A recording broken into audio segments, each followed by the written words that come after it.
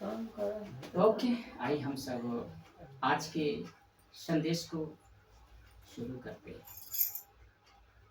तो मैं आप सभी के बीच में प्रभु यीशु का धन्यवाद की महिमा देते हुए आप सभी का इस संगति के में आने के लिए आपका बहुत बहुत स्वागत करता हूँ। खरी शिक्षा दुनिया में मसीह में बैठक आपका स्वागत करता है।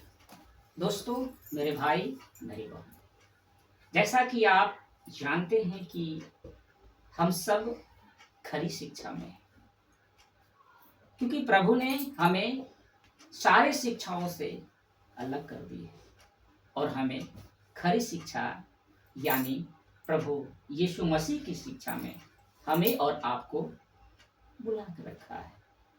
तो अब हम इसी प्लेटफॉर्म यानी खरी शिक्षा के माध्यम से हम चलेंगे। जो कुछ भी हमें सिखाया जा रहा है, मसीह बैठक जो हमें परमेश्वर के प्रति जो आगे बढ़ा रही है, हमारा आत्मिक जो लेवल है, हमारा जो आत्मिक उन्नति है, उनकी ओर से हम बढ़ रहे हैं। तो मैं चाहूंगा कि आप भी इसी प्लेटफॉर्म मसीह मंथन बैठक खरी शिक्षा में ही आप रहें, ना इधर ना उधर ना आगे पीछे कहीं भी हमें जाने की जरूरत नहीं है, क्योंकि प्रभु ने हमें उन सबसे अलग कर दिया है। अब मुझे एक ही मार्ग दिख रही है, वो है प्रभु यीशु का मार्ग, जो आज आपके बीच में मैं रखूंगा। आज हमें आपको समझना होगा कि हम खरी शिक्षा में हैं। अब हम इसी खरी शिक्षा में बने रहेंगे, चाहे कुछ भी हो जाए, हम इस खरी शिक्षा से हम अलग नहीं होंगे। अगर आप इससे अलग हो जा रहे हैं तो आप गलत शिक्षाओं में पढ़ सकते हैं, आप शैतान के चंगुल में फंस सकते हैं। फिर दोष मत दीजिएगा कि प्रभु आप मेरे साथ ऐसा क्यों किए। गलती प्रभु की नहीं है, हमारी है, क्योंकि प्रभु ने हमें मार्ग दिखा रखा है। प्रभु ने हमें एक सही रास्ता दिखा चुका है, वो है खरी शिक्षा, वो है प्रभु यीशु मसीह की शिक्षा, जिसको हम मसीह मंथन बैठक कह रहे हैं। समझ में आ रही सभी को? तो मैं शुरू होने से पहले आप सभी को मैं फिर से कहूंगा कि उस सर्वशक्तिमान परमेश्वर के लिए, प्रभु यीशु मसीह के लिए और पवित्र आत्मा के लिए जोरदार ताली से तारीफ करें। हालेलुया। सभी लोग तारीफ करें। वो महान है, वो सर्वशक्तिमान है, वही अल्फा है, वही ओमेगा है, वही आदि और वही अंत है, जिसका नाम कहते हैं प्रभु यीशु मसीह। प्रभु यीशु मसीह। हालेलुया। थैंक यू आप सभी को। चलिए हम आज के संदेश को शुरू करते हैं। तो मेरे भाई मेरी बहन, क्या आज के संदेश को आप सुनना चाहेंगे? जी भैया। आप उत्साहित हैं? जी भैया। आप तैयार हैं? जी भैया। ओके, हम रखूंगा। तो आज का जो हमारा विषय है, मैं जिसको कहते हैं दो तरह के रास्ते, दो तरह के रास्ते और दो तरह के विश्वासी। आपको जब प्रभु में आते हैं तो दो रास्ता आपको मिलेगा और दो तरह का विश्वास भी आपको दिखने को मिलेगा। समझ रहे हैं सभी लोग? तो दो रास्ते कौन है, पहले हम इसको जानेंगे, फिर हम बात करेंगे दो विश्वासी की, है ना। तो एक वचन हमारे भाई पढ़ेंगे, लूका रचित सुसमाचार 13 अध्याय वचन 24। जो पढ़ते हैं प्रभु ने ब्लेस करे, वचन को पढ़ने वाले को प्रभु ब्लेस करता है। तो कोशिश करे पढ़ने का, सीखने का। ओके, लूका 13 का हम 24 एक वचन को देखेंगे। उसने उनसे कहा, सकेत द्वार से प्रवेश करने का यत्न करो, क्योंकि मैं तुमसे कहता हूँ कि बेहतर प्रवेश करना चाहोगे और न कर सकोगे। बहुत तेरे प्रवेश करना चाहेंगे और ना कर सकेंगे। ओके, बड़े ध्यान से समझिएगा। यहाँ पर प्रभु यीशु मसीह बता रहे हैं लूका के सुसमाचार में, उसका 13वां अध्याय वचन 24 कहता है, सकेत द्वार से प्रवेश करने का यत्न करो। सकेत मतलब छोटा, है ना। सकेत थोड़ा सा मार्ग है, बड़ा नहीं, थोड़ा, जिसको बोलते हैं सकेत।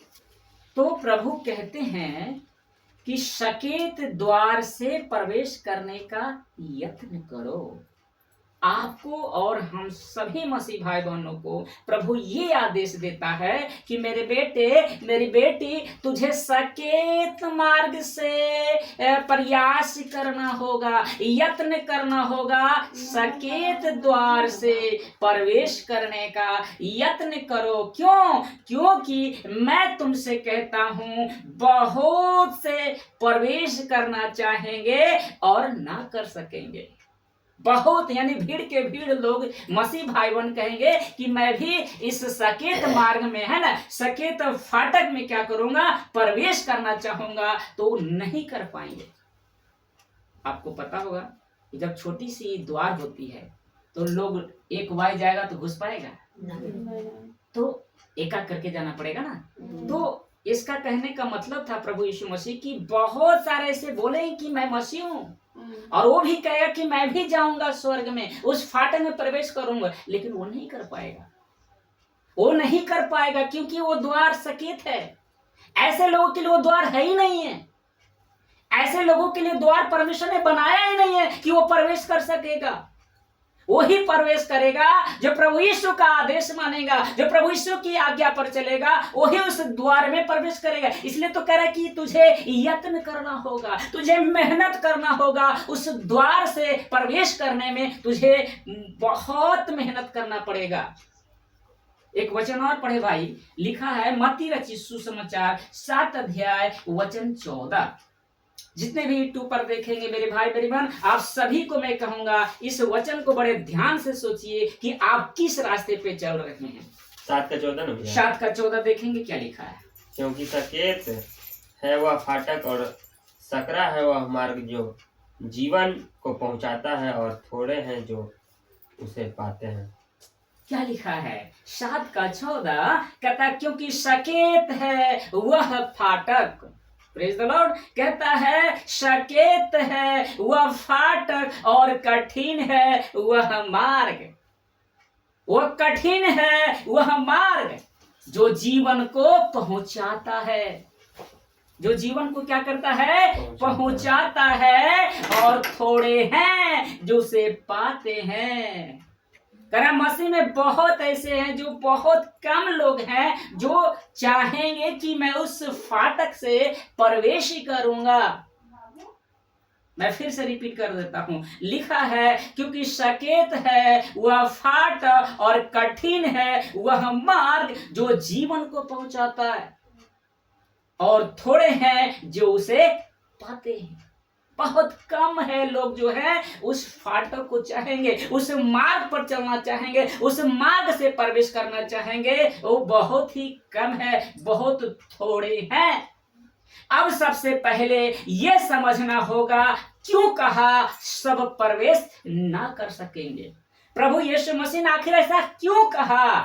मत्ती रचित सुसमाचार में, लूका में क्यों कहा, क्यों कहा कि सब प्रवेश ना कर सकेंगे और इतना कठिन होगा, क्यों कहा। अभी बोला ना कितना कठिन है वह फाटक और कठिन है वह मार्ग।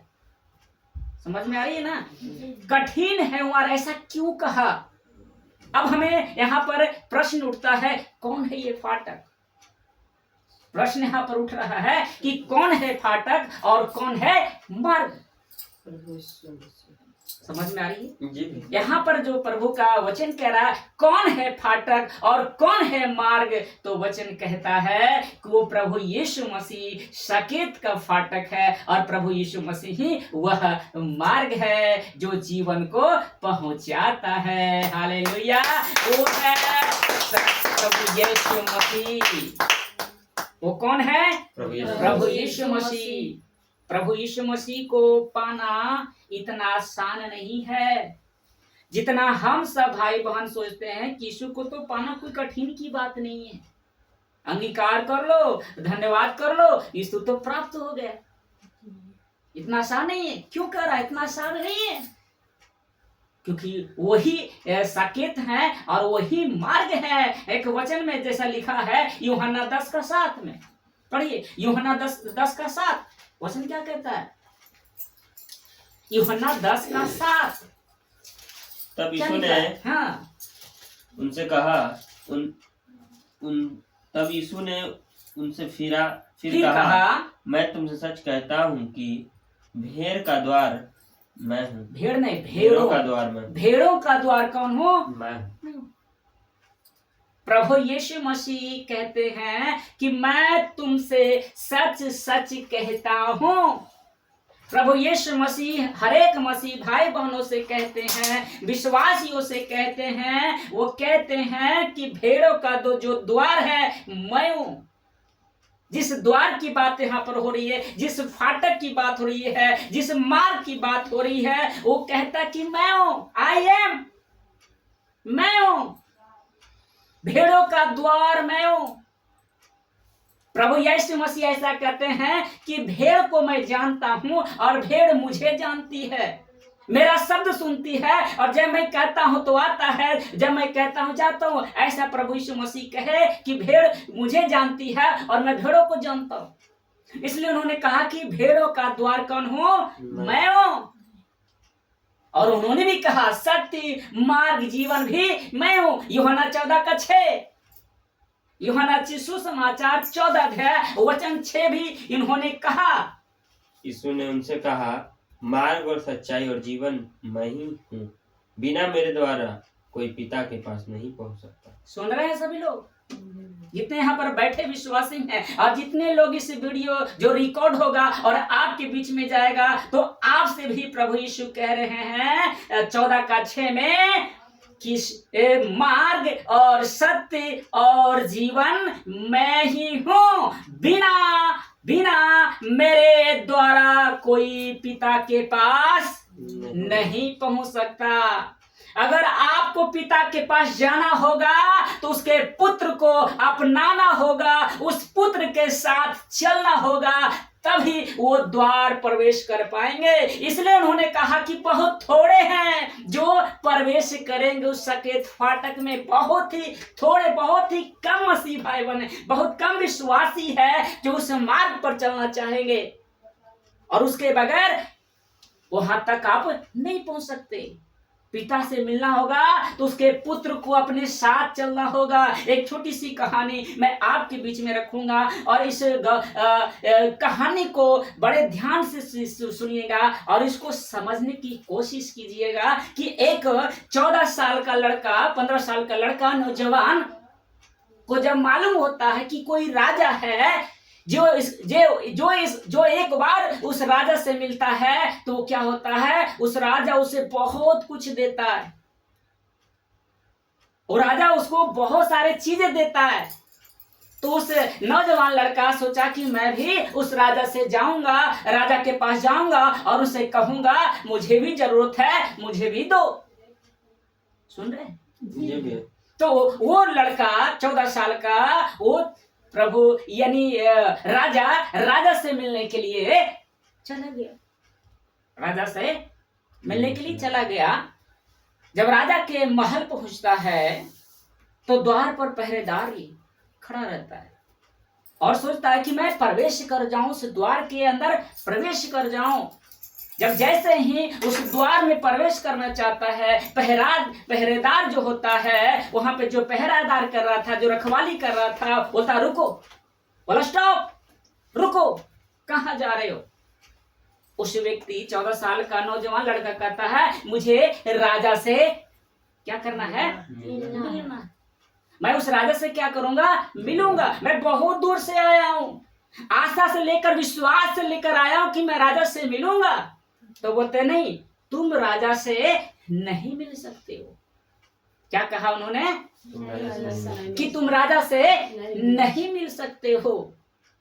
जब ऐसा बात सुना तो उसके चेहरे पे उदास हो गया उस लड़का को, और उन्होंने सोचा कि मैं इतने दूर से विश्वास लेकर आया हूं कि मैं राजा से मिलूंगा, और ये मुझे राजा से मिलने नहीं दे रहा है। वो वापस लौट रहा था उदास होकर, है ना। उस राजमहल से जब वापस आ रहा था तो एक व्यक्ति उस लड़के से मिलता है। ध्यान देंगे दीदी? एक लड़का उस व्यक्ति उस लड़का से मिलता है। जब देखता है कि उदास है तो उस लड़के से पूछते हैं कि बेटे उदास है क्यों? तेरे चेहरे पे उदासी क्यों है? तो उन्होंने कहा कि मैं बहुत विश्वास से दूर से आया कि मैं राजा से मिलूंगा, लेकिन मुझे किसी ने राजा से मिलने नहीं दिया। तो उन्होंने कहा कि तुझे राजा से मिलनी है, मैं तुझे मिलाऊंगा। जब ऐसी बात बोला तो उस नौजवान लड़के को बहुत खुशी हुई, बड़ा आनंदित हुआ, करे कि अब तो मैं राजा से मिलूंगा, है ना। चेहरे पे खुशी आ गई और उस लड़का को पकड़ा वो व्यक्ति, है ना, और वो अपने साथ चलने शुरू कर दिया। जब राजा के महल पहुंचता है तो राजदरबारी जो अपने आप गेट खोल देता है, उसे पूछा नहीं कि तू कौन है। उसके हाथ में पकड़ा हुआ बच्चा को, नौजवान लड़का को, फिर नहीं पूछा कि तू कहां जा रहा है, क्योंकि वो कौन पकड़ा हुआ है? एक व्यक्ति है, उसको पकड़ के रखा है। राजा का जो दरबार था तुरंत उस गेट को खोल दिया और उसको पकड़कर राजा से मिला दिया। और राजा जो जो मांगा राजा से, उससे क्या मिला? वो चीजें मिल गया। जब वो राजा से मिलकर खुशी खुशी आया तो उस पुरुष से, उस व्यक्ति से पूछा, मुझे एक बात समझ में नहीं आ रही है कि जब मैं अकेला जा रहा था राजा से मिले तो मुझे राजा से मिलने नहीं दिया, लेकिन जैसे ही आप मुझको लेके चले गए तो मुझे राजा से मिलने दिया। आप कौन है? वो नौजवान लड़का उस व्यक्ति से कहते, आप कौन है, मुझे बताइए। ठीक है ना। तो वो व्यक्ति उस नौजवान लड़का से कहते हैं कि जिस राजा से तुम मिले हो वो मेरा पिता है, मैं उसका इकलौता बेटा हूँ और मेरा नाम कौन है? प्रभु यीशु मसीह। हालेलुया। मेरा नाम है प्रभु यीशु मसीह। जैसा यूहन्ना का 14:6 में कहता है कि सत्य, मार्ग और जीवन मैं हूं, मेरे, लिखा है 14:6 में, फिर से हम पढ़ेंगे। लिखा, यीशु ने उससे कहा, मार्ग, सत्य और जीवन मैं हूं, बिना मेरे द्वारा कोई पिता के पास नहीं पहुंच सकता। जब अकेले जा रहा था, मिलने दिया राजा से? हेलो, ध्यान दीजिएगा, नहीं मिलने दिया। जैसे ही यीशु मसीह उसको हाथ को पकड़ा तो राजा में से मिला कि नहीं मिला? मेरे बहन, मेरे भाई, मैं सच कहता हूं, परमेश्वर जो पिता है, यीशु के साथ जो रहेगा उसी को पहचानेगा, और जो यीशु के साथ नहीं रहेगा वो साफ इनकार कर देगा कि मैं तुझे नहीं जानता। जैसा मत्ती 7:21-22 में लिखा है कि मैंने तेरे नाम से दुष्ट आत्मा निकाला, न जाने कितने चमत्कार किए। तो प्रभु यीशु मसीह तू कौन है? हे कुकर्म करने वाले, चला जा। और कौन लोग होंगे जिसको प्रभु यीशु नहीं जानता है, परमेश्वर नहीं जानता है कि ये कौन है? परमेश्वर तभी जानेगा जब यीशु मसीह आपके साथ होगा, तभी परमेश्वर पहचानेगा, वरना इनकार कर देगा। इसलिए यीशु मसीह यहाँ पर कह रहे हैं कि सत्य, मार्ग और जीवन कौन हो? मैं। कैसा लग रहा है? बहुत अच्छा। बताइए कैसा लग रहा है? बहुत अच्छा। अब हम बात करते हैं दो तरह के विश्वासी की बात हम करते हैं। दो प्रकार के मसीही लोग। कितने लोग? दो तरह के लोग हैं। एक चौड़ा रास्ते वाले मसीही और दूसरा है सकरा रास्ते वाले मसीह। एक मसीह है जो चौड़ा मार्ग में, मतलब जो चौड़ा रास्ता है ना, उसमें जाने वाले मसीह हैं, और एक जो मसीह है जो सकरे रास्ते पर चलने वाले मसीह है। एक मसीह जो है दुख उठाने वाला है और दूसरा है मनोरंजन बनाने वाले मसीह, आनंद करने वाला, आशीष के पीछे भागने वाला, है ना। उसको हर चीज चमत्कार, तो ये चीज वो चाहिए। ऐसे विश्वासी हैं। इसका मतलब दो है, दो रास्ता तो दो लोग मसीह है कि नहीं? एक जो है मैंने रखा कि चौड़े रास्ते पर चलने वाले हैं और दूसरा सकरा रास्ते पर चलने वाले हैं। एक दुख उठाने वाले हैं तो दूसरा कौन है? मनोरंजन मनाने वाले। यहाँ सकित द्वार और सकरा मार्ग का मतलब मैंने बताया था कि वो कौन है? प्रभु यीशु मसीह और उनकी बातें, यानी जो वचन है, उनकी जो मुख से निकला हुआ वचन है, उनकी बातें, वही कौन है? सकरा मार्ग है। और सकेत द्वार वही है जिसको कहते हैं प्रभु यीशु मसीह और उनकी बातें, जिसका सेवकाई कहते हैं। और प्रभु यीशु मसीह उनकी बातें कहता है। इतना कठिन क्यों है? जब वचन सुनते हैं, है ना, उस प्रभु यीशु का जो खरी शिक्षा सुनते हैं तो सुनने में कितना लगता है? कठिन है कि नहीं? कठिन है कि नहीं है? देखा ना, प्रभु यीशु मसीह और उनकी बात इतना कठिन क्यों है? आखिर प्रभु यीशु मसीह ने ऐसी बातें क्यों बोला कि नहीं बोला? जब 5,000 लोगों को खिलाया 2 रोटी 2 मछली 5 रोटी से, तो सर लोग कहा कि अरे ये तो रोटी खिलाने वाला है ना, ये तो आशीष करने वाला, चंगाई करने, भीड़ के भीड़ उसके पीछे जा रहे थे। प्रभु यीशु मसीह के पीछे भीड़। प्रभु यीशु मसीह ने पीछे मुड़कर कहता है, अरे तुम नाशवान भोजन के लिए क्यों परिश्रम कर रहे हो? क्या मैंने 5 रोटी 2 मछली से भीड़ को खिलाया इसलिए तुम विश्वास करते हो? इसलिए तुम मेरे पीछे आ रहे हो?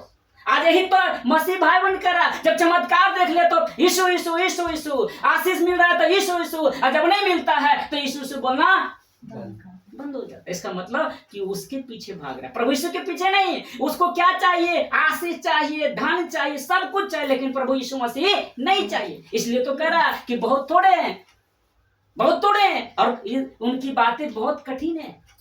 क्यों कहा कि सब प्रवेश न कर सकेंगे? क्योंकि मसीह जीवन जीना आसान नहीं। जितना हम सोचते हैं कि मसीह तो कोई दिक्कत ही नहीं है, सब कुछ तो ठीक हो रहा है, क्या दिक्कत? चंगाई मिल ही रहा, सब कुछ मिल रहा, हमें स्वर्ग भी मिलेगा। क्या आसान है? मैं आप सबसे पूछ रहा हूँ, क्या आसान है? लूका 13:31 पढ़ेंगे। लूका 13:31 क्या कहता है? लूका रचित सुसमाचार 13 अध्याय वचन आपको पढ़ना है 23। लूका 13:23। और किसी ने उससे पूछा, हे प्रभु, क्या द्वार पाने वाले थोड़े हैं? देखिए यहाँ पर वचन में लिखा लूका 13:31 में, तो किसी ने उससे पूछा, यानी कोई व्यक्ति था, प्रभु यीशु से पूछते हैं, पूछा, क्या पूछा? मैं आपके बीच में रख रहा हूं। लिखा है, क्या उद्धार पाने वाले थोड़े हैं? आखिर उसके मन में सवाल क्यों आया होगा, और क्यों उसे लगा कि उद्धार पाने वाले थोड़े हैं? यहाँ मैं देख रहा हूँ भीड़ के भीड़ है, क्या सब उद्धार पाएगा? क्या सब स्वर्ग जाएगा? उसके मन में खटक सा उतरा होगा कि आखिर ऐसा क्यों कह रहे हैं। तो पूछ दिया भैया, जब प्रश्न आया तो प्रभु यीशु से पूछा कि क्या सब उद्धार पाने वाले थोड़े हैं? उसने उनसे कहा, जैसा मैंने 24 पढ़ा था, कि सकेत फाटक से प्रवेश करने का यत्न करो। कहा था कि नहीं कहा था 24 में? समझ रहे हैं कि नहीं समझ रहे हैं? ये व्यक्ति कौन था? ये व्यक्ति जो पूछ रहा था, व्यक्ति कौन था? मैं आपको बता रहा हूँ, ध्यान से खाली सुनिएगा, समझिएगा, ठीक है ना? ये व्यक्ति कौन था? ये व्यक्ति प्रभु यीशु मसीह का फॉलो करने वाला था। एक कौन था व्यक्ति? जो यीशु की शिक्षा पर चलने वाला था, आशीष के पीछे नहीं, चमत्कार के पीछे नहीं चलने वाला था, सिर्फ प्रभु यीशु के पीछे चलने वाले थे। समझ में आ रही है ना? ये कौन था? आशीष के पीछे भागने वाले नहीं, चमत्कार के पीछे वाले नहीं, ये यीशु को फॉलो करने वाला था। तो मैं आज आपसे पूछ रहा हूँ, आप किसका फॉलो कर रहे हैं? आशीष की फॉलो कर रहे हैं कि उनके चमत्कार को फॉलो कर रहे हैं, कि प्रभु यीशु को फॉलो कर रहे हैं?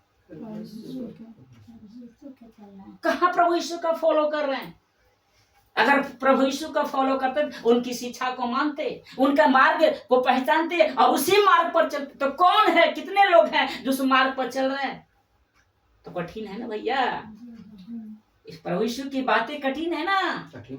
खरी शिक्षा जब आपके बीच में आया तो आप सुन रहे हैं ना, लेकिन बहुत लोग को कठिन है सुनना, अच्छा नहीं लगता है, ये बातें उसको समझ नहीं आता, पसंद नहीं आती है। ऐसा कैसे बोल सकते हैं, ऐसा थोड़ू है। तो प्रभु यीशु मसीह यहाँ पर क्यों कहा कि मेरी बातें कठिन है, मेरे पीछे चलना आसान नहीं है? समझ में आ रही? सभी बोलेंगे जी भैया। लूका 13:22, इसी का 22 पढ़िए, सुनिएगा बड़े ध्यान से सभी लोग, और यूट्यूब वाले भी सुनिएगा। हाँ 22। वह नगर और गांव होकर उपदेश करता हुआ यरूशलेम की ओर जा रहा था।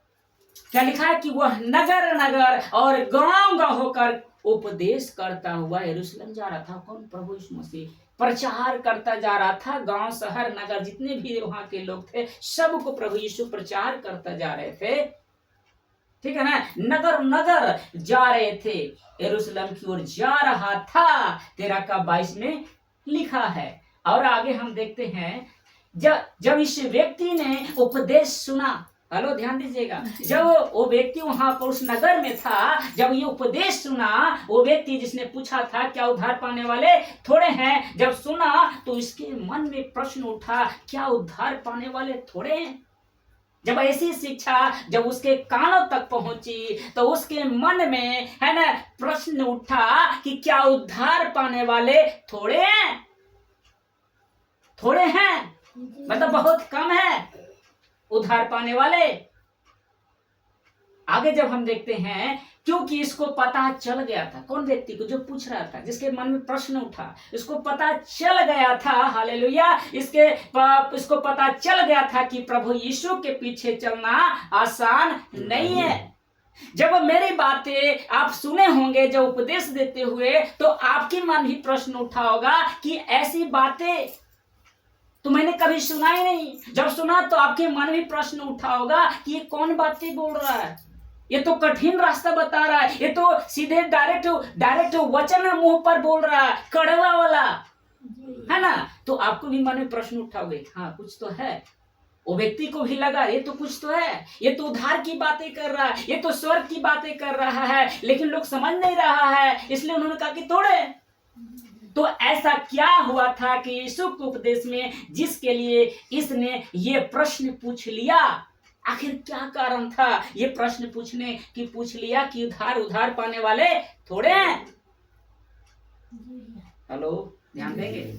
एक पढ़े, पहला कारण मैं रखूंगा लूका 14:25। पहला कारण लूका रचित सुसमाचार 14:25। और जब बड़ी भीड़ उसके साथ जा रही थी तो उसने पीछे फिरकर उनसे कहा, 26, यदि कोई मेरे पास आए और अपने पिता और माता और पत्नी और लड़के बालों और भाइयों और बहनों वरन अपने प्राण को भी अप्रिय न जाने तो वह मेरे चेला नहीं हो सकता। 27, और जो कोई अपना क्रूस न उठाए और मेरे पीछे न आए वह भी मेरा चेला नहीं हो सकता। सुन रहे हैं? वो व्यक्ति जो पूछा था क्या कारण था, यही कारण था। पहला क्या कहा प्रभु यीशु ने, जब बड़ी भीड़ उसके साथ जा रही थी, किसके साथ? प्रभु यीशु के साथ। जब बड़ी भीड़ जा रही थी तो उससे पीछे मुड़कर उसने कहा, उनसे कहा, प्रभु यीशु मसीह देखा कि मेरे लोग तो बहुत लोग हैं, भीड़ के भीड़ हैं, तो उनसे पूछ दिया, भाई क्यों मेरे पीछे आ रहा है? हेलो, ध्यान दीजिएगा। जब देखा कि भीड़ के भीड़ आ रहा है, भाई क्यों आ रहा है, पीछे मुड़ के पूछा तो क्या लगा उनको, देखा कि उन लोग से कहा, यदि कोई मेरे पास आए, यदि कोई मेरे पास आना चाहे आए तो, और लिखा है वो अपने पिता, हेलो ध्यान दीजिएगा, वो अपने पिता, माता और पत्नी और बच्चे और भाई और बहन वरन अपने प्राण को भी अप्रिय न जाने तो वह मेरा चेला हो नहीं सकता। अगर आपको ज्यादा लगता है कि मैं प्रभु से ज्यादा अपने माँ से प्यार करती हूँ, अपने पिता से प्यार करता हूँ, अपने भाई से प्यार करता हूँ, इससे ज्यादा भी मैं अपने प्राण से भी ज्यादा, मैं उनसे भी ज्यादा अपने प्राण से प्यार करता हूँ, तो क्या आप उसके चेले हो सकते हैं? हेलो, ध्यान देंगे, क्या उसका चेला बन सकते हैं? क्यों? भीड़ को देखा, उसने सब इनकार कर दिया। वो तो आशीष के पीछे भाग रहा था ना, वो तो अपने परिवार के पीछे भाग रहा था ना, वो रोटी के लिए दौड़ रहा था ना, सब कुछ उसके पीछे दौड़ रहा था। तो प्रभु यीशु मसीह कहा कि अगर तू मेरे पास आना चाहता है तो इनको इनकार करना होगा, तुझे इनकार करना, अपने माँ से ही बढ़कर मेरा आज्ञा को पालन करना होगा, अपने पिता से बढ़कर मेरा आज्ञा का पालन करना होगा, अपनी पत्नी से बढ़कर, अपने बच्चे से बढ़कर, अपने भाई से भी, बहन से बढ़कर मुझे प्यार करना होगा, मेरे आज्ञा को फॉलो करना होगा।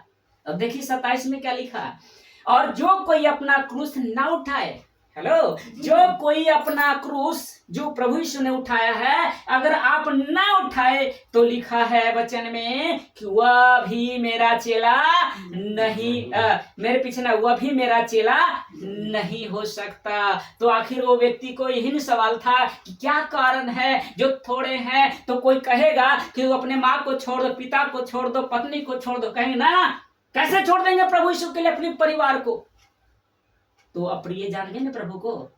हेलो, ध्यान दीजिए, आप सो रहे हैं, अप्रिय जान गए ना।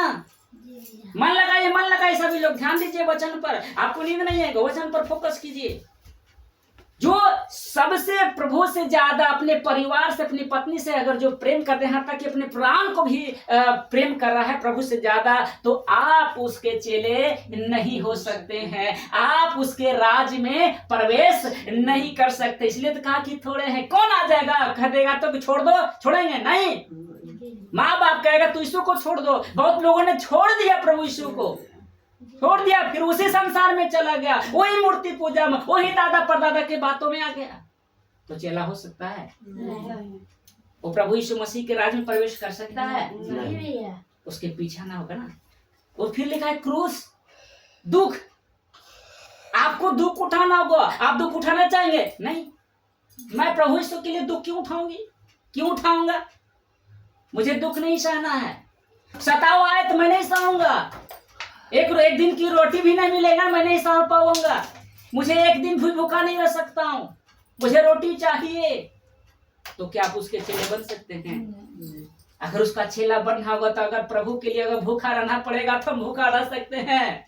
हमें प्रभु यीशु चाहिए। हम इस बात को हमें ग्रहण करना है कि मुझे दुनिया की कुछ भी नहीं चाहिए, मेरा प्रभु चाहिए। हालेलुया, मेरा यीशु चाहिए। बोलिए, मेरा प्रभु चाहिए। मुझे ये नहीं चाहिए जो मुझे प्रभु से दूर कर सकता है, वो नहीं मुझे चाहिए। चाहे वो धन हो, वो दौलत हो, परिवार हो, चाहे नाता परिवार, कोई भी रिश्तेदार हो, हमें उसे त्याग से दे सकते हैं, लेकिन हम प्रभु को त्याग नहीं देंगे, क्योंकि प्रभु ने मुझे जीवन दिया है, प्रभु ने मुझे अनंत जीवन दिया, प्रभु ने मुझे पापों से, श्रापों से छुड़ाया है। तो हम छोड़ देंगे?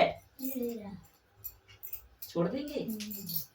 दुख लिखा है कि अगर जो कोई अपना क्रूस न उठाए और मेरे पीछे न आए तो वह भी मेरा चेला नहीं हो सकता है। भजन कहता है ना, सभी को याद है। मैं हर बार आप लोग को भजन से भी उत्साहित करता हूँ, और आप लोग भजन को भी ध्यान से समझिएगा। देखा ना, मैं मसीह के साथ चलने लगा, मेरा दुल्हा है मेरा मसीहा, क्रूस उठा के मैं चलने लगा, मेरा दुल्हा है मेरा मसीहा, क्रूस उठा के चलना मेरा काम है, अंत में ही स्वर्ग में विश्राम है। हाँ भाई, अरे क्रूस उठा के चलना मेरा काम है, अंत में ही स्वर्ग में विश्राम है। हाँ बहन, अरे क्रूस उठा के चलना मेरा काम है, अंत में ही स्वर्ग में विश्राम है। हाँ, अरे अंत में ही स्वर्ग में विश्राम है। जब तक हम क्रूस नहीं उठाएंगे, हमें दुख का सामना नहीं करेंगे, हम उस पिता से नहीं मिल सकते हैं, उस यीशु के राज में नहीं जा सकते हैं। इसलिए मेरे बहन मेरे भाई, अगर प्रभु यीशु मसीह का चुनाव हो और आपका परिवार हो, चाहे रोजगार का पैसा का चुनाव हो, तो मैं आप सबसे कहूंगा कि सबको ठुकरा दीजिए, मगर प्रभु को अपना लीजिए। हेलो, अगर कोई आपसे कहे कि तू प्रभु को भूल जा, मैं तुझे लाख देता हूँ, करोड़ रुपया देता हूँ, तू छोड़ दे, तो क्या आप मान लोगे कि मैं प्रभु को छोड़ दूंगा, 1 करोड़ रुपया ले लूंगा? क्या ऐसा कर सकते हैं? अगर आपको परिवार कहे कि तू इसको छोड़ दे, तो तू मेरा बेटा रहने, तो तुझे अपनी जायदाद से निकाल दूंगा, तो क्या आप कहोगे कि हाँ मैं छोड़ दूंगा लेकिन जायदाद मुझे चाहिए? कहोगे? अगर आप कहते हैं तो उसके चेले नहीं है। और बहुत लोग को कहेगा तो बोलेगा उसे छोड़ दूंगा लेकिन ले लूंगा, अपना जायदाद से अपना हिस्सा छोड़ दूंगा। नहीं छोड़ सकता। आप उसको अपनाने के लिए प्रभु को छोड़ देंगे ना। इसलिए उन्होंने कहा कि उद्धार पाने वाले थोड़े हैं। एक वचन और हम पढ़ेंगे। आपको प्रभु यीशु मसीह कौन सा मार्ग पर मिलेगा? पता है कौन सा मार्ग पर मिलेगा? प्रभु यीशु मसीह कौन सा मार्ग पर? सकेत मार्ग पर। चौड़ा मार्ग पर प्रभु यीशु नहीं है। जहाँ चमत्कार है वहाँ प्रभु यीशु नहीं है मेरे बहन। जहाँ आशीष हो रही वहाँ प्रभु यीशु नहीं है। वो प्रभु चमत्कार करने नहीं आता, वो आशीष देने नहीं आता, ब्लेस करने के लिए धन का, आपको ताकत सब चीज का हो वो देने के लिए नहीं आता, वो जीवन देने के लिए आया था मेरे बहन मेरे भाई। तो वहाँ पर प्रभु यीशु मसीह नहीं मिलेगा। आप देख लो जाके, वहाँ प्रभु यीशु नहीं है, वहाँ नहीं है, आप जाके देख लो। नहीं, वहां प्रभु यीशु मिलेगा। आपको प्रभु यीशु मसीह मिलेगा जो क्रूस उठाएगा, जो उसका आज्ञा का पालन करेगा, उसके मार्ग पर चलेगा। वहां पर कौन है? प्रभु यीशु मसीह। इसलिए उन्होंने कहा सत्य मार्ग और जीवन मैं ही हूँ। आपको उसी मार्ग पर चलना है जैसा आपको मिला है खरी शिक्षा, प्रभु यीशु मसीह की शिक्षा। उन्हें पर आपको यीशु मसीह मिल रहा है। खरी शिक्षा, प्रभु यीशु की शिक्षा जहां हो रही है वहां पर लोग होंगे 2-4 ही होंगे। हेलो, ध्यान दीजिएगा, 2-4-3 ही मिलेगा। लेकिन जहां आशीष की बारिश हो, चमत्कार की बारिश हो, वहां लाखों करोड़ों भीड़ के भीड़ मिलेगा। क्यों? क्योंकि उसको संसार की हर चीज चाहिए। मैं रखूंगा, आपको दुनिया की हर चीज मुझे चाहिए। प्रभु ने आपको दुनिया की चीज देने नहीं आया था मेरे बहन मेरे भाई। आपको बता देना चाहता हूँ, ये पृथ्वी आपकी नहीं है। इस पृथ्वी पर जो आपका घर है वो आपका घर नहीं है। हम कौन है? हम परदेसी हैं। हम परदेसी हैं। हमारा तो घर कहाँ है? स्वर्ग में है। तो हमें वहां जाना है। तो हम इस चीज के लिए हम वहां को ठुकरा क्यों दे मेरे भाई मेरे बहन? क्यों छोड़ दे? हमें वहां जाना है। इसीलिए कुछ भी करना पड़े लेकिन हम उसको नहीं छोड़ सकते हैं। मैं दूसरा कारण आपके बीच में रख रहा हूं। मरकुस 10:22 आपको एक व्यक्ति से मिलाऊंगा, पढ़ेंगे मरकुस 10:22। कैसा लग रहा बताते बहुत जाइए। अच्छा है। मरकुस 10:22। Thank you. इस बात से उसके चेहरे पर उदासी छा गई और वह शोक करता हुआ चला गया क्योंकि वह बहुत धनी था।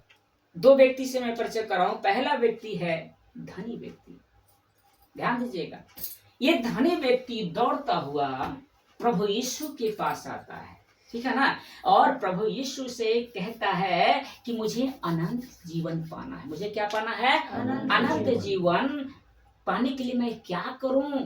उस गुरु यीशु मसीह, जिसको गुरु बहुत लोग बोलता है लेकिन वो प्रभु है। गुरु है, मैं मानता हूं गुरु है, लेकिन अब वो प्रभु है। गुरु हम उनको कह सकते हैं, लेकिन किसी भी डॉक्ट्रिन बनाने के लिए उसका 2 स्क्रिप्चर होना चाहिए। तो आज के हमारे अगुओं ने यीशु को गुरु पर डॉक्ट्रिन बना दिया कि यीशु को गुरु बनाओ। अरे भैया, उसको प्रभु बोलो कि यीशु गुरु है, लेकिन उसको प्रभु से अंगीकार करना है, गुरु जानकर अंगीकार नहीं करना है, क्योंकि वो लॉर्ड है। लॉर्ड, LORD, लॉर्ड यानी सबका प्रभु है वो। इसलिए वो प्रभु है। गुरु हमें ज्ञान दिया, शिक्षा दिया तो गुरु कह सकते हैं, लेकिन गुरु को हम डॉक्ट्रिन बना सकते हैं कि उसको गुरु बना लो, ठीक है ना। इस बात को भी ध्यान दीजिएगा। तो ये धनी व्यक्ति उससे पूछा प्रभु यीशु से कि मुझे अनंत जीवन पाना है तो मैं क्या करूं? तो प्रभु यीशु मसीह ने उस धनी व्यक्ति से कहा कि तू आज्ञा तो जानता ना, आज्ञा क्या है? चोरी ना करना, है ना, व्यभिचार ना करना, माता पिता का आदर करना। तो वो व्यक्ति कहता है, धनी व्यक्ति, मैं तो बचपन से करते आ रहा हूँ, लड़कपन से ही मैं ये सब चीज करते आ रहा हूं। तो प्रभु यीशु मसीह ने कहा कि तुझमें एक बात की कमी है। तुझमें एक बात की क्या है? घटी है। ऐसा करो, जो भी तेरे पास धन है उसे क्या करो? गरीबों में बांट डालो और मेरे पीछे खोले। क्या करेंगे? मेरे पीछे खोले। देखिए लिखा है कि नहीं लिखा? 21 से पढ़िएगा, देखिए लिखा है। 21 से पढ़िए। 10 यीशु ने उस पर दृष्टि करके उससे प्रेम किया और उससे कहा, तुझमें एक बात की घटी है, जो कुछ तेरा है उसे बेचकर कंगालों को दे और तुझे स्वर्ग में धन मिलेगा, और आकर मेरे पीछे हो ले। 22। इस बात से उसके चेहरे पर उदासी छा गई और वह शोक करता हुआ चला गया क्योंकि वह बहुत धनी था। सुन रहे हैं? जब कहा कि तुझे जो धन है तू कंगालों को दे, तुझे स्वर्ग में धन मिलेगा, तो और प्रभु यीशु का मेरे पीछे हो ले।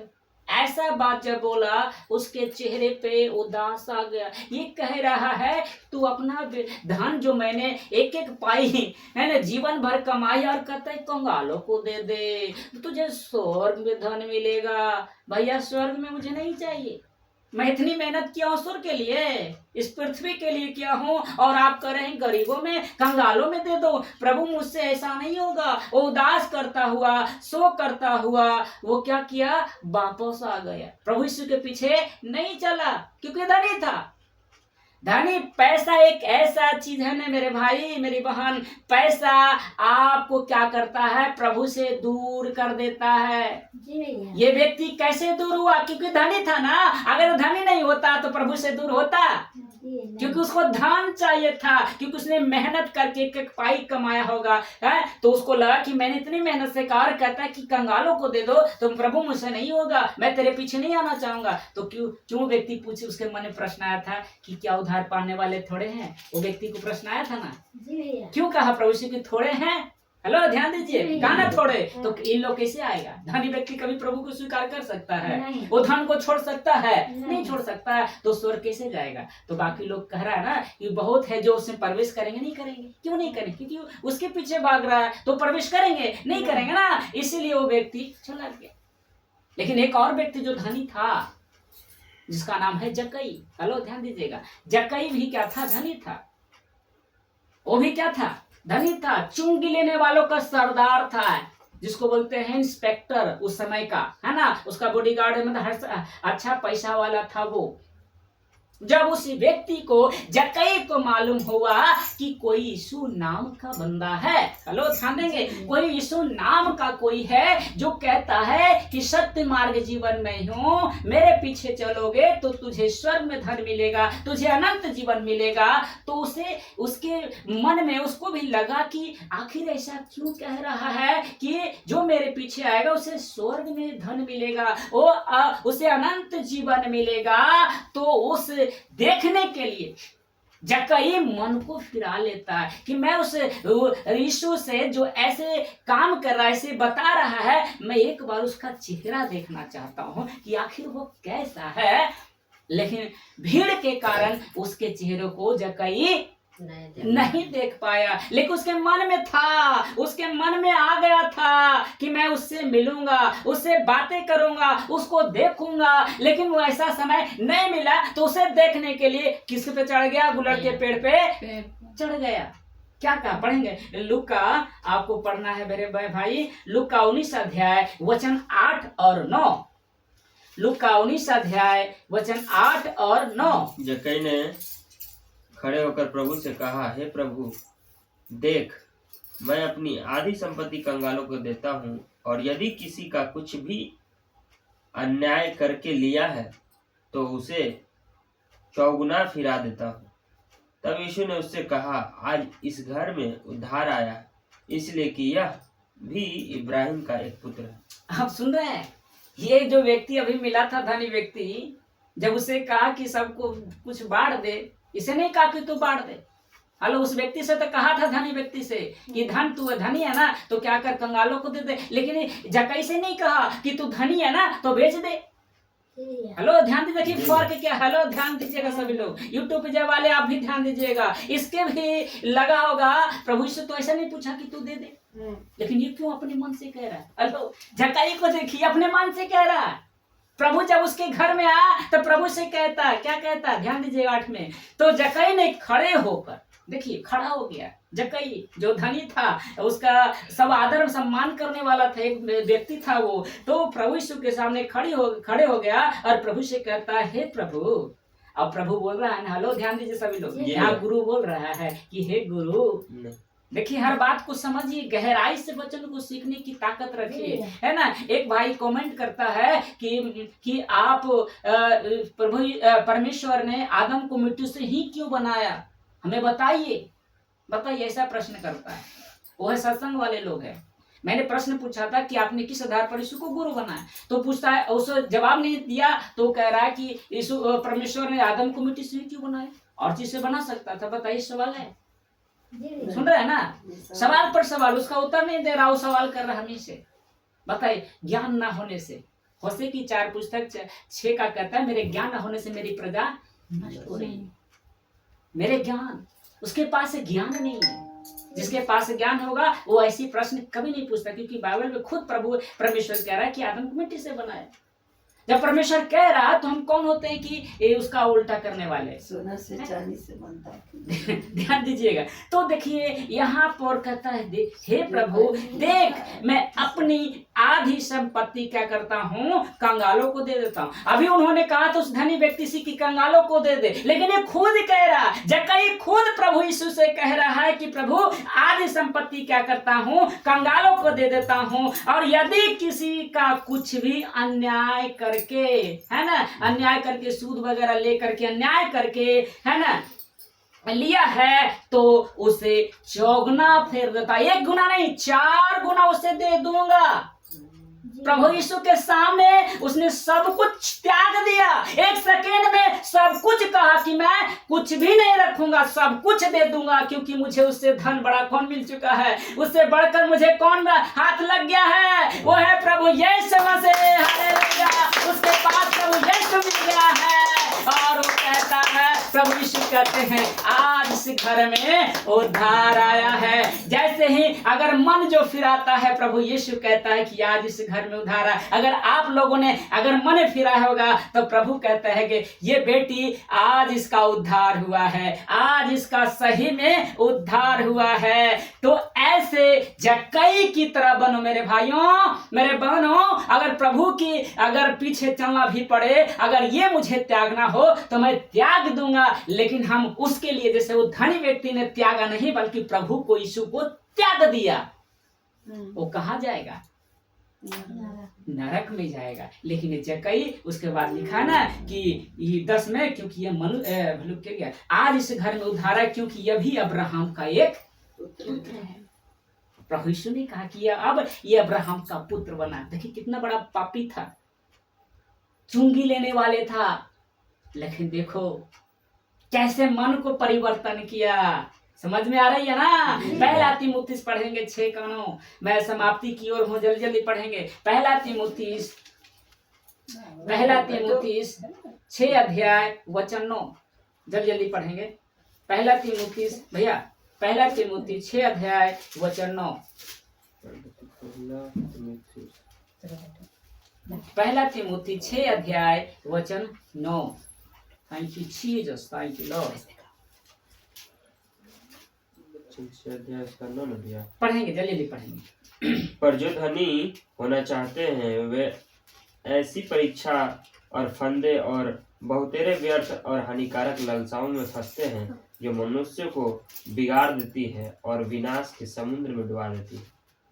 11 10 के साथ 11। क्योंकि रुपए का लोभ सब प्रकार की बुराइयों की जड़ है, जिसे प्राप्त करने का प्रयत्न करते हुए कितनों ने विश्वास से भटक कर अपने आप को नाना प्रकार के दुखों में छलीन बना दिया है।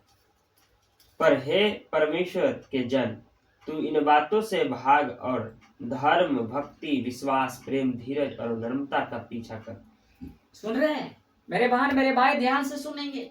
तीमुथियुस में पौलुस कहता है पत्री में, मेरे बहनों, मेरे भाइयों, मेरे दोस्त जितने भी इस वक्त सुन रहे हैं, लिखा है कि पर जो धनी होना चाहते, पर जो धनी होना चाहते हैं ऐसी ही परीक्षा और फंदे में और बहुत सी व्यर्थ और हानिकारक लालसाओं में फंसते हैं, जो मनुष्यों को बिगाड़ देती है। जो मनुष्य, एक नहीं, मनुष्यों, बहुवचन, मनुष्यों को बिगाड़ देती है। हालेलुया, ध्यान दीजिएगा, मनुष्यों को बिगाड़ देती है और विनाश के समुद्र में डुबा देती है। अगर वो धनी व्यक्ति अगर धन को छोड़ देता तो क्या उसका प्राण विनाश में जाता। हेलो, ध्यान दीजिएगा। लेकिन उसने धन पाने के लिए प्रभु को ठुकरा दिया तो उसका कारण, धनी के कारण उसका जीवन बर्बाद हो रहा। हेलो, ध्यान दीजिएगा। वो धनी चाहता था ना कि मैं धनी बनूं, तो उसका जीवन कहाँ गया। लेकिन जब जक्कई की बात हम देखते हैं, जब उसकी कहानी को पढ़ते हैं, तो जक्कई क्या करता, धन को छोड़ देता है ना, सारी संपत्ति बेच देता है, गरीबों को, कंगालों को दे देता है और उसे प्रभु यीशु को पा लेता है। तो वही विनाश का कारण बनता है मेरे भाई। इसलिए अगर धनी बनना कोई चाहते हैं तो मेरे भाई मैं कहूँगा, वहाँ से अगर कोई ऐसा ऑफर दे तो वहाँ पर मत जाइए। वहाँ की मुझे धन नहीं बनना, मुझे धनी नहीं बनना, मुझे एक प्रभु यीशु का चेला बनना है, मुझे प्रभु यीशु का एक सेवक बनना है, मुझे वो नहीं चाहिए। और लिखा है 10 में, क्योंकि रुपये का लोभ सब प्रकार की बुराइयों का जड़ है। है। जड़ कौन था? वो व्यक्ति को विनाश करने का किसका कारण था? रुपया, पैसा, धन। धन की वजह से उसका विनाश हो गया। और लिखा जिसे प्राप्त करने का यत्न करते बहुतों ने विश्वास से भटक कर, बहुतों ने, बहुत ऐसे मसीह है जो इसके चक्कर में विश्वास से भटक गया है ना कि नहीं है? विश्वास से भटक कर करा नाना प्रकार के दुखों से छलनी बना लिया है। दुखों में वो पूरा घिर चुका है ऐसे विश्वासी। तो मैंने कहा था कि दो तरह का विश्वासी है कि नहीं है? एक चौड़े मार्ग वाले जो आशीष, चमत्कार, धन के पीछे भागने वाले हैं, और एक जो है प्रभु यीशु मसीह के पीछे वाले हैं। इसलिए कहता है पौलुस 6:11 में, पर हे परमेश्वर के जन, जितने यहाँ बैठे हैं आपको इसके जन है, परमेश्वर के जन है। तो कहता है हे परमेश्वर के जन, तू इन बातों से भाग। जहां भी चमत्कार की बातें हो, जहां आशीष की बातें हो, वहां प्रभु पौलुस कहता है जल्दी से वहां से निकल ले, पतली गली वहां से भाग जा और किसका पीछा कर? तू धर्म, भक्ति, विश्वास, प्रेम और धीरज और नर्मता का पीछा कर। हालेलुया। हमें उससे भाग जाना तुरंत, और प्रभु के पीछे इसका पीछा करना है, इसका पीछा करना है। इसलिए मैंने कहा था कि सकेत फाटक वालों से देखो वचन क्या कहता है। जो सकेत फाटक है, मत्ती रचित सुसमाचार 19 अध्याय वचन 23, जल्दी पढ़ेंगे। मत्ती रचित सुसमाचार 19 अध्याय वचन 23, मत्ती रचित सुसमाचार उसका 19 अध्याय वचन 23। तब यीशु ने अपने चेलों से कहा, मैं तुमसे सच कहता हूँ कि धनवान का स्वर्ग के राज में प्रवेश करना कठिन। क्या लिखा है? फिर से पढ़िए। तब यीशु ने अपने चेलों से कहा, मैं तुमसे सच कहता हूँ कि धनवान का स्वर्ग के राज में प्रवेश करना कठिन है। जो धनी होना चाहता है, लिखा है कि वो स्वर्ग में जाना उसके लिए कठिन है कि नहीं? सब कोई त्याग सकता है मेरे भाई, सबके वश की बात नहीं है। इसलिए प्रभु यीशु ने कहा कि उद्धार पाने वाले थोड़े हैं, स्वर्ग में जाने वाले बहुत कम है, क्योंकि धन जो है वो कभी स्वर्ग नहीं जा सकता। उसको कौन रोक दिया? हेलो, वो धनी व्यक्ति को कौन रोक दिया स्वर्ग जाने से? उसका धन ही उसके जीवन का, मौत का कारण बना। मेरे बहन, अगर आप इस चीज के चक्कर करें तो धन आपको जान ले सकता है, आपको अनंत नरक काल का जीवन दे सकता है। वो धन, हमें ये नहीं कह रहा कि धन नहीं कमाई मेरे बहन मेरे भाई, धन हमें कमाना है, लेकिन इतना धन ना कमाए हम प्रभु को ही भूल जाए, हम ऐसी संगति में आना छोड़ दे और दिन रात पैसे के चक्कर में झूठ बोल कर ना जाने क्या क्या कुकर्म करे। ऐसा नहीं करना है। धन कमाना है, हमारा परिवार, हमारा बच्चे है, हमारा सब कुछ है, तो हम पैसा कमाएंगे, लेकिन पैसा कमाते हुए भी हमें ये ख्याल रखना है कि इससे बढ़कर कौन है? प्रभु यीशु मसीह है। आज देखते हैं कि बहुत मसीह भाई बहन है, जब प्रभु का काम होता है तो कहता कि मुझे आज अर्जेंट आ गया है, मैं नहीं आ सकता हूँ, एक बड़ा इमरजेंसी है, वहां पर कुछ ऐसी चीजें मिल रहा है, हम अगला बार देखूंगा। उसको कौन रोक दिया प्रभु के आने से? उसका धन। अगर जब प्रभु का समय हो, अगर आपकी बुलाहट हो, तो एक पल के लिए हम उसे भूल जाएंगे, लेकिन हम प्रभु को नहीं भूलेंगे मेरे भाई मेरी बहन। यही परमेश्वर कह रहा है आपसे। एक वचन बताकर मैं समाप्त करूंगा। मत्ती 13:22, जल्दी शुरू करेंगे। मत्ती 13:22। झाड़ियों में बोया गया हुआ है वह है जो वचन का सुनता है, वचन को सुनता है, इस पर इस संसार की चिंता और धन का धोखा वचन को दबाता है और वह फल नहीं लाता। समझ में आ रही है? जो झाड़ियों में बोया गया हुआ यह है जो वचन को सुनता है, पर इस संसार की चिंता है ना, जो वचन आपको मिल रहा है, लेकिन संसार की जो चिंता है, क्या क्या चिंता है? देखिए यहाँ पर लिखा है, धन का धोखा वचन को क्या करता है? दबा देता है। धन क्या करता है? वचन को दबा देता है। और यही परमेश्वर ने कहा था। इसलिए मैं कहूंगा कि मार्ग के जो किनारे और पथरीली भूमि पर झाड़ियों में था, वो था अच्छी भूमि पर गिरने वाला कौन था? परमेश्वर का वचन, जिसे पाने के लिए बहुत कम लोग हैं, बहुत कम ऐसे मसीह है जो उसको पाने की यत्न करते हैं, कोशिश करते हैं। क्योंकि पैसा हम लोग ज्यादा कमाने की कोशिश करते हैं, तो क्या करता है? वो दबा देता है। धन क्या करता है? वचन को दबा देता है। तो मैं भाई बहन आप सभी से मेरा प्रश्न है, तो आपको किसके पीछे चलना है? चौड़े मार्ग पे चलना है या सकरे मार्ग पे चलना है? बताए, आपको दुख उठाने वाला मसीह बनना है या मनोरंजन बनाने वाले मसीह बनना है? मैं सभी को बोल रहा हूँ, किसको मनाना है? दुख उठाना है। यहाँ पर दुख, बाकी सुख। Praise the Lord, hallelujah.